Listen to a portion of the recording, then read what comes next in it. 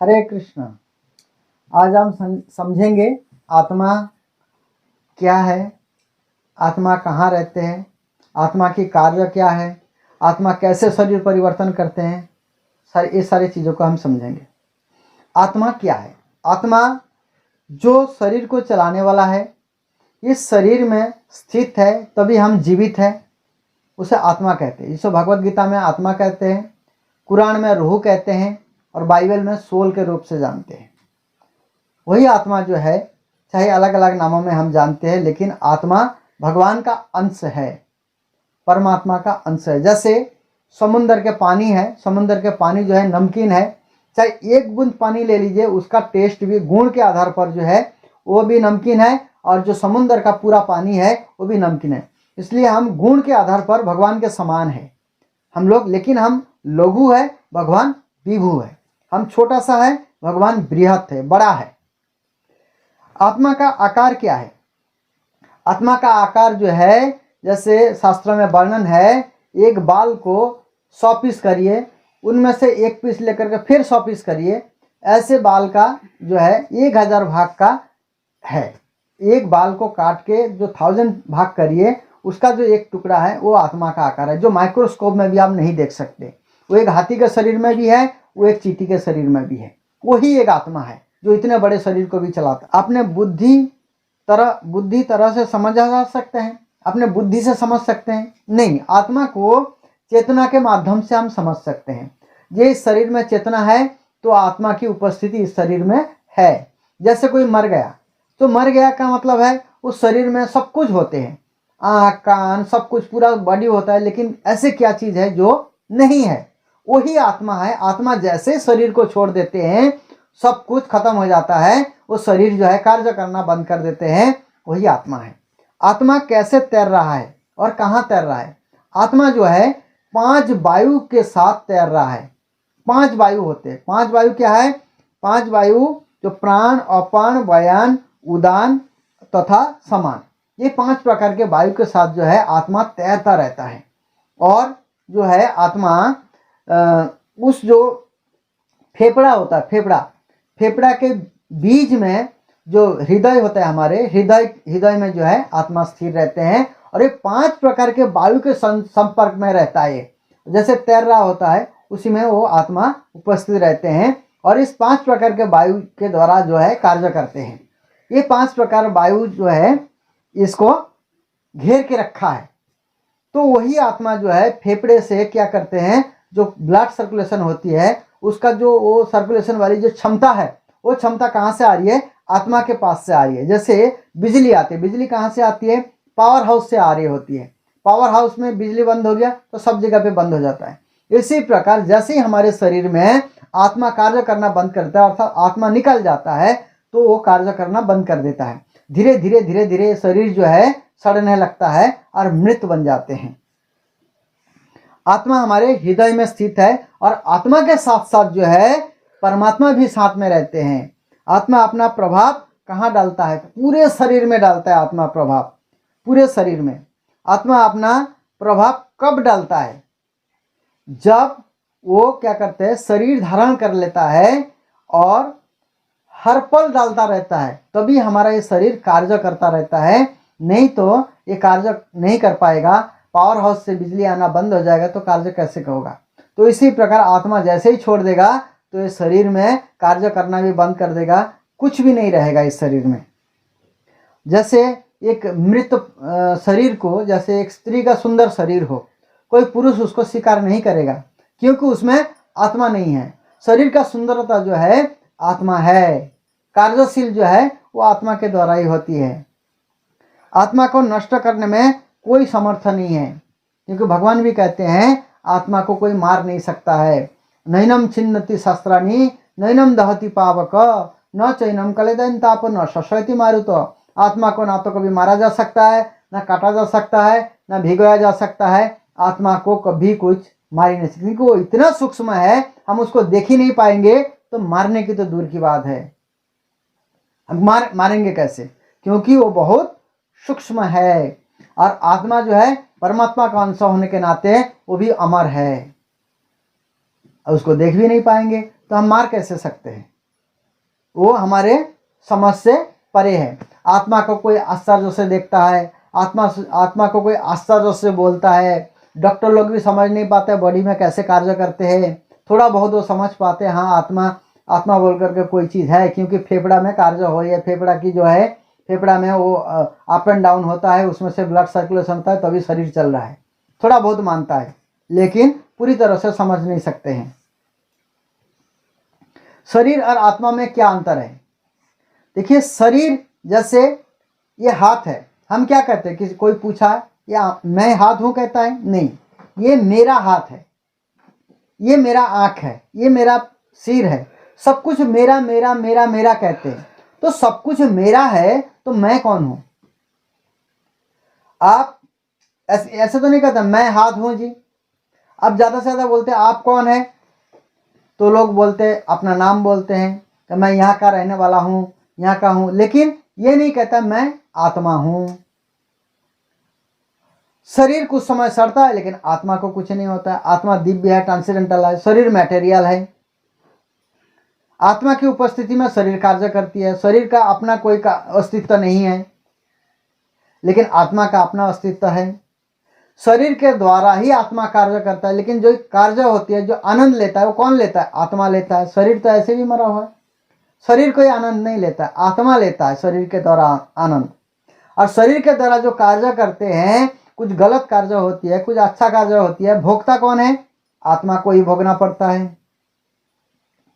लेकिन कई बार क्या है, परमात्मा जो हमारे साथ रहते हैं, जैसे हम कष्ट भोग रहे हैं, क्या परमात्मा को भी कष्ट भोगना पड़ता है? बोले नहीं, परमात्मा केवल साक्षी के रूप में है, उनको हमारी कार्यों का, कर्मों का फल नहीं भोगना पड़ता, वो कर्म के साक्षी है। जैसे उदाहरण में, जैसे एक जज है, जज कई बार क्या है, जैसे एक अपराधी व्यक्ति को दंड देते हैं, लेकिन वो कोई हिंसा नहीं कर रहा है, वो एक उचित कार्य कर रहे हैं, उसका जो धर्म है वो कार्य को संभाल रहे हैं। इसी प्रकार भगवान जो है हमारी कार्य का साक्षी है। ऐसे तो हमारे शरीर में जो है 12 देवता रहते हैं, जमराज जी साक्षी है, जो काम हम कर रहे हैं, जो भी कर रहे हैं, सबके साक्षी है, 12 के 12 देवता साक्षी है, स्वयं जमराज जी साक्षी है, और भगवान विष्णु तो परमात्मा के रूप में हृदय में तो विराजमान है ही है। इतने सारे लोग साक्षी है हमारे कार्य का, तो हमारी कोई भी कर्म छुप नहीं सकता है। इसलिए हमें कर्मों का फल तो भोगना ही पड़ता है, चाहे अच्छा करे चाहे बुरा करे। आत्म साक्षात्कार क्या है? आत्म साक्षात्कार जो है, रियलिटी को समझ लेना। जे मैं आत्मा हूं, मेरा कभी मृत्यु नहीं होता है, अपने ही कर्म के कारण मैं शरीर धारण कर रहा हूं, भगवान ही हमारे मालिक है, हम उन्हीं के अंश है।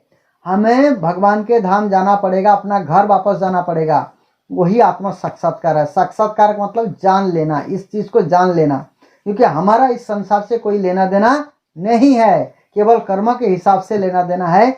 लेकिन असली जो काम है वो भगवान की सेवा करना, परमात्मा की सेवा करना। इसीलिए मनुष्य जीवन मिला है, चाहे इसको कोई समझे चाहे ना समझे, इसको समझ लेना ही बुद्धिमानी है, और भगवान की सेवा में लग जाना ही बुद्धिमानी है। कहाँ से आए हम, कहाँ से आए लोगों को पता नहीं है। हमें लोगों को क्वेश्चन करना नहीं आता है। सबसे पहले हमें जानना चाहिए मैं कौन हूँ, कहाँ से आए हैं, कहाँ जाना है, इस संसार में कष्ट क्यों पा रहे हैं, ये सब क्वेश्चन का आंसर होना चाहिए। हम कहाँ से आए? हम जो है जीव 3 प्रकार के हैं। एक जो है जो बद्ध जीव, जो इस भौतिक जगत में सारे जीव पड़े हुए बद्ध जीव है। एक नित्य बद्ध, एक नित्य मुक्त। नित्य मुक्त मतलब जो हमेशा के लिए मुक्त है, वो भगवान के धाम में रहते हैं। एक नित्य सिद्ध, नित्य सिद्ध का मतलब है निकालने का प्रयास कर रहे, साधना कर रहे, भगवान के पास जाने की प्रयास हो रही है, भजन कर रहे हैं, उसको नित्य सिद्ध कहते हैं, साधना कर रहे हैं भगवान को पाने के लिए। तो हम कम से कम नित्य सिद्ध में आएंगे तो नित्य मुक्त हम बन सकते हैं। हमें जाना कहाँ है? कोई व्यक्ति भजन नहीं करता है तो उनको कहाँ जाना पड़ेगा? नरक जाना पड़ेगा। नरक में कष्ट फल भोगना पड़ेगा, कर्म फल भोगना पड़ेगा नरक में जाकर के। 84 प्रकार के 84 लाख नरक है, अलग अलग नरक में बहुत कष्ट है, कहीं काटा जाता है, कहीं फ्राई किया जाता है, कहीं पशुओं से खिलाया जाता है।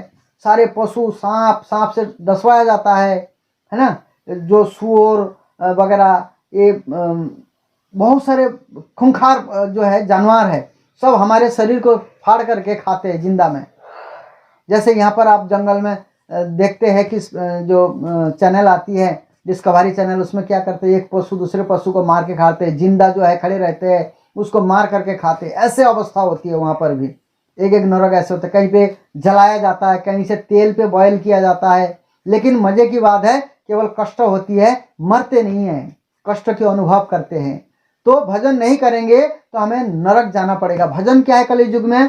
केवल हरे कृष्ण महामंत्र, हरे कृष्ण कृष्ण कृष्ण हरे हरे, हरे राम राम राम हरे हरे, इस मंत्र का ज्यादा से ज्यादा जप करते रहना चाहिए। श्रीमद् भगवद गीता पढ़ना चाहिए, उनके आधार पर जीवन जीना चाहिए। नहीं तो उपाय नहीं है, बच नहीं सकता है कोई भी बिना नरक जाए।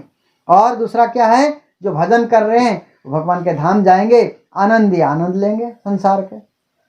यहाँ भी आनंद है भजन करके, वहाँ भी आनंद है, भजन करना पड़ेगा, यही समस्या का हाल है। तो इसलिए हमें कहाँ जाना है, खुद को तय करना पड़ेगा। हमें जाना कहाँ है, नरक जाना है कि भगवान के धाम जाना है। जैसे कार्य करोगे उस हिसाब से आपको फल मिलेगा। क्यों संसार में कष्ट भोग रहे हैं? क्योंकि इस कर्म फल को भोगना पड़ेगा, क्योंकि हमें भोगने की इच्छा है। हम खुद मालिक बनना चाहते हैं, खुद भोगना चाहते हैं। भगवान कहते हैं भोग चाहे जितना भी कर लो, लेकिन असली भोक्ता कौन है? भगवान। भक्ताराम जगत तपस्यम सर्वलोको महेश्वरम सुहृदम सर्वभूतानाम ज्ञातामाम शांतिमिच्छति। वही व्यक्ति शांति प्राप्त कर सकते हैं जो समस्त देवताओं के देवता भगवान श्री कृष्ण को जानते हैं। सभी जीवों के जो दयालु है सबसे ज्यादा भगवान है। जो हम खाते हैं कैसे पचता है हमें पता ही नहीं है। भगवान जठरानल अग्नि फिट करके रखे हैं, उसी के द्वारा पचता है। तो इसलिए जो खाते हैं वो भगवान, वास्तव में भोक्ता जो है भगवान है। जैसे हम ज़्यादा खाएंगे तो हम क्या होगा, हम उसको पचा नहीं पाएंगे, निकालना पड़ता है। तो भोक्ता तो भगवान है। हमें भोग करने की इच्छा के कारण हम इस भौतिक जगत में पड़े हुए हैं। इसलिए एक टॉफी खाने का भी इच्छा रह गया तो दोबारा इस संसार में वापस आना पड़ेगा। इसलिए हमें इतना इच्छा रहित बनना पड़ेगा। कोई इच्छा नहीं, केवल भगवान को पाने का इच्छा करना पड़ेगा, तभी हम भगवत धाम जा सकते हैं और इस सारे संसार के कष्टों से बच सकते हैं। भगवान से हमारा संबंध क्या है? क्योंकि भगवान जो है हमारे माता पिता सब कुछ है और हम उनके दास है। जीवेर स्वरूप है कृष्ण नित्य दास। हम सब जो है भगवान के नित्य सेवक है। नित्य मतलब हमेशा के लिए। कुछ लोग सोचते हैं आत्मा शरीर में नहीं है। क्यों? क्योंकि उसको पता ही नहीं है आत्मा कैसे शरीर में रहते हैं। आत्मा जो है ये बहुत सूक्ष्म होने के कारण जो है वो शरीर में होते हैं, उनका उपस्थिति पता नहीं लगता है। इसलिए लोग क्या है, खाने के चक्कर में जो जैसे बकरा है, कुछ और जीव है, उसको खा जाते हैं, बोलते हैं इसमें आत्मा नहीं है। आत्मा नहीं है तो बढ़ कैसे रहा है? वो कैसे समझ रहा है उनको तकलीफ हो रहा है? ये सब चीज़ें कैसे होती है? ये केवल जीवा की तुष्टि के लिए इस प्रकार से पाप करते हैं। उनको भोगने के लिए तैयार रहना पड़ेगा, भोगना पड़ेगा। ये सारी चीज़ प्रकृति का नियम है, टिट फॉर टेट। जैसे आप करेंगे आपके साथ ऐसे होना है। इसलिए हमें जो है भगवान की प्रसाद खा करके संतुष्टि करनी चाहिए। अपने जीवन में आनंद ही आनंद मिलेगा। शरीर में कार्य शक्ति कहाँ से आती है? शरीर में कार्य शक्ति जो है आत्मा से आती है। वेदांत सूत्र में जीव को क्यों कहा गया है? वेदांत सूत्र में जीव को क्या कहा गया है? आत्मा ही कहा गया है। प्रकाश, जो प्रकाश है वेदांत सूत्र में उसको आत्मा कहा गया है। जो प्रकाश पूरे शरीर में जो है फैला हुआ है। आत्मा को लोग अलग अलग नाम से कैसे पहचानते हैं? जैसे हिंदू लोग बोलते हैं भगवत गीता में आत्मा कहते हैं, बाइबल में सोल कहते हैं, कुरान में रूह कहते हैं। ऐसे अलग अलग नामों से जानते हैं। शरीर के सुख के लिए लोग धर्म की बलि देते हैं। क्यों? क्योंकि अपना इंद्र तृप्ति के लिए। धर्म है, धर्म में रहना चाहिए, धर्म को पालन करते हुए जीवन जीना चाहिए। धर्म तो साक्षात भगवत प्रणीतम। धर्म के बिना कैसे है? धर्म बिन नर पशु ही समाना। धर्म के बिना मनुष्य जो है पशु ही है। इसलिए महाभारत का वाद है, महाभारत में वर्णन है धर्म बिन नर पशु ही समाना। धर्म, इसलिए मनुष्य को स्पेशल एनिमल कहा जाता है। स्पेशल एनिमल, क्योंकि ये भी पशु तुल्य है। जो धर्म में नहीं है वो पशु ही है। इसलिए हमें कम से कम मनुष्य तो बनना पड़ेगा, धर्म के आधार पर जीवन जीना पड़ेगा। भगवान जो कहते वही धर्म है। आत्मा कब जन्म लिया? आत्मा कभी जन्म नहीं लेते हैं। न जायते म्रियते वा कदाचिन नायम भूता भविता वा न भूय। आत्मा ना तो कभी जन्म लिया है ना जन्म लेगा, क्योंकि भगवान का अंश है, पार्ट ऑफ पार्सल भगवान के है, भगवान के हम अंश है। इसलिए इसका कभी जन्म हुआ ही नहीं, ना कभी मृत्यु होगा। कौन भाग्यशाली आत्मा भगवान की कृपा प्राप्त करते हैं? जो भौतिक इच्छा से मुक्त हो जाते हैं, वही जो है भगवान की कृपा प्राप्त करता है। भौतिक इच्छा क्या है? संसार को भोगने की इच्छा, ये भी करना, वो भी करना, वो भी करना, ये सब चीज़ों से मुक्त होना पड़ेगा। ये तभी तक नहीं जाएगा जब तक आप कृष्ण की शरण में नहीं आएंगे, कृष्ण की सेवा नहीं करेंगे, तब तक ये इच्छाएं खत्म नहीं होगी। इच्छा जैसे समुद्र में लहर उठती है, ऐसे हमारे अंदर इच्छाएं आती रहती है, आती रहती है, कभी खत्म नहीं होगा। लेकिन इसको खत्म कर सकते हैं भगवान श्री कृष्ण की शरण में जाकर के। आत्मा शरीर के द्वारा कुछ गलत करने पर परमात्मा ही दंड देते हैं। भगवान हिंसा नहीं करते हैं। भगवान कभी हमारे बुरा नहीं चाहते हैं, हमेशा हमारा भला चाहते हैं, लेकिन दंड दे करके हमें क्या करते हैं? पवित्र करते हैं। इसलिए जमराज जी ने सिस्टम बना रखा है दंड देने के विधान, आत्मा को कंट्रोल करने के लिए। इसलिए जमराज जी का एक पुरी का जो नाम है संयमनी पुरी, जहाँ पे संयम में रखा जाता है सबको, सभी जीवों को, इसलिए ये पुरी में उनको सुधारा जाता है। वासुदेव सर्वमिति स महात्मा सुदुर्लभ। जो वासुदेव को समस्त कारणों का कारण जानकर उनकी श्री चरण में आ जाते हैं, वही आत्मा बहुत भाग्यशाली होते हैं। वही आत्मा जो है भगवान को प्रेम पाने के लिए लायक आत्मा होते हैं। इसलिए भगवान श्री कृष्ण को सभी कारणों का कारण जानकर उनकी सेवा में लग जाना चाहिए। हम आत्मा होने के नाते संसार से हमारा कोई लेना देना नहीं है, क्योंकि कृष्ण से हमारा संपर्क है। हम कृष्ण के हैं, कृष्ण हमारे हैं, इसलिए उनकी शरण में लगना चाहिए, उनकी शरण में जाना चाहिए और हरे कृष्ण महामंत्र का ज़्यादा से ज़्यादा जप करना चाहिए। हरे कृष्ण कृष्ण कृष्ण हरे हरे, हरे राम राम राम हरे हरे। बार बार श्रीमद् भागवत कथा वैष्णव के मुंह से सुनना चाहिए, तभी हमारा कल्याण हो सकता है और कृष्ण से प्रेम हो सकता है। और कोई अन्य साधन नहीं है। नामे रुचि जीवे दया वैष्णव सेवा।